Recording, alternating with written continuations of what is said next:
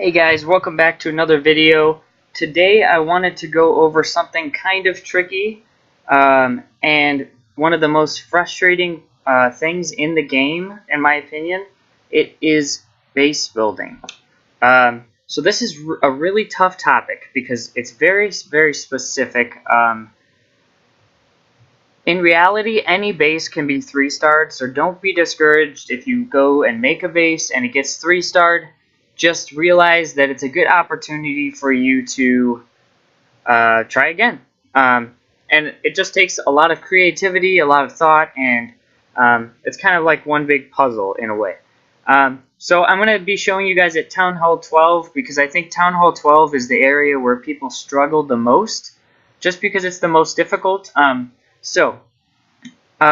regular defense fits in 5x5 walls.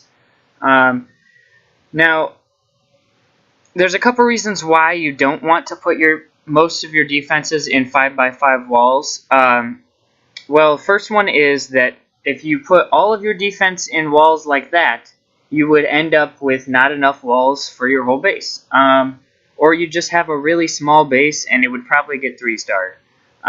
The other thing is that a jump spell can fit over the top of that whole space there, meaning that there's way too much jump spell value there, which is not a great thing, especially with today's meta and a lot of people using P.E.K.K.A. Smash and P.E.K.K.A. Bobat. But I just wanted to go over that with you guys, lay down that basic real quick. Our second one is our 9x9 layout.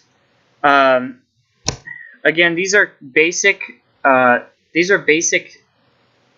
size squares and shapes that you can use to build your first bases. This is how I got going, and it helped me a lot. And base building, guys, actually does make you a lot better at attacking as well, because your base identification gets so much better.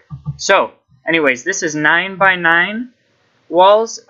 This is generally a decent size for the core of a base. The reason for that is that a jump spell can be placed over either side of these walls, but it can't fit over the whole thing, meaning that one of the key objectives in the middle of your base is to make it so that troops can't just get right through, to do something that slows them down, that stops something. And this is a way to do it, is by creating not enough jump spell value in the middle. This is also just a simple way to get going if you're not sure where to start. Usually people put their clan castle or their eagle or both in that middle section. So I just wanted to share that with you guys. These are the 10x5 rectangles that you can do. This is a pretty standard size deal. The reason you do a 10x5 is because they're 2 spaces apart and E-drag chain won't chain across. As you can see, in this case, it will chain all the way back, but this is just for video purposes. But I just put these ones together to show you guys that you can easily put these shapes and sizes together to make these beautiful base designs that you see from the professionals.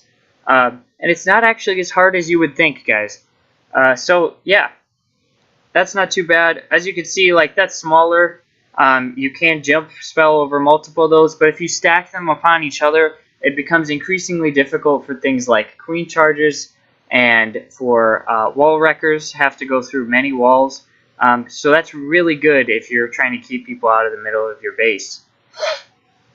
Okay, so this one is the 8x8 size. You'll see these a lot with Inferno towers. That's why I put them here. It's a pretty good space for an Inferno tower. One thing you'll notice with this right here is that a queen actually can reach this from the outside. And that's okay. Generally what happens is that on the outside of the base, somebody will put like a couple layers like this.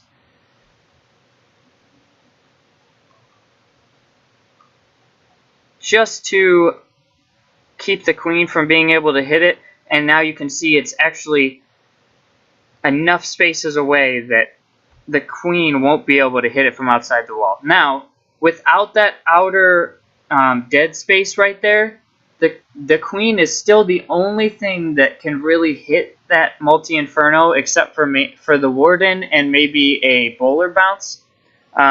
So in that case, you're usually pretty safe. That's why you'll see a lot of these size guys. Again, these are just building blocks, and you can put them together to make great base designs. So I wanted to show you guys this because I thought this was a really important part of base design to realize. And I just kind of set up this little illustration to show you how to do some dead space. And if you'll see, that is actually the little section right here in the middle. And what that does is that it causes this area of either confusion for the troops or just an area that makes or forces someone to use a jump spell. In this case, all you would have to do, if you put, some people, you'll see this, they'll put storages right here on the corners, and guess what happens? Once these cannons are destroyed, once those cannons are destroyed, then all you've got left, the closest thing, are these two cannons, or I'm sorry, these two storages. But then what happens is you lose some troops to the outside. So that's a strategy that kind of just makes it difficult to funnel. I want to show you guys that. But with the dead spaces, the idea is that it forces people to use a jump spell. Anything you can do in base designs to force people to use extra spells, whether it's heal spells or rage spells or jump spells or anything, is a positive thing. Now you will notice that this is a there's two spaces between these two walls here. So I wanted to show you guys this. I put the eagle here because not everybody knows this. The eagle can be reached if it is 5 spaces away. So in this case, if the eagle was right here, it would be able to be reached because there is 4 spaces in between all of these, including the walls right here. So that would be 5.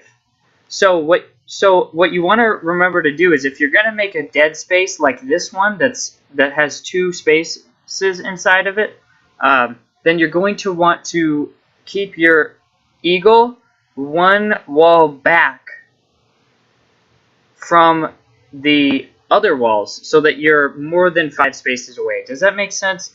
I mean, I feel like I'm being pretty clear here. Let me know what you guys think down in the comments. I will be doing another video on base building, probably on on making it hard with trash buildings and funneling and key tips. And then I'll also show you guys one of my own base builds in the next video. I thought that'd be kind of fun just to show you guys how I make my bases and connect some of the things I've shown you in this video. So thanks for watching, guys.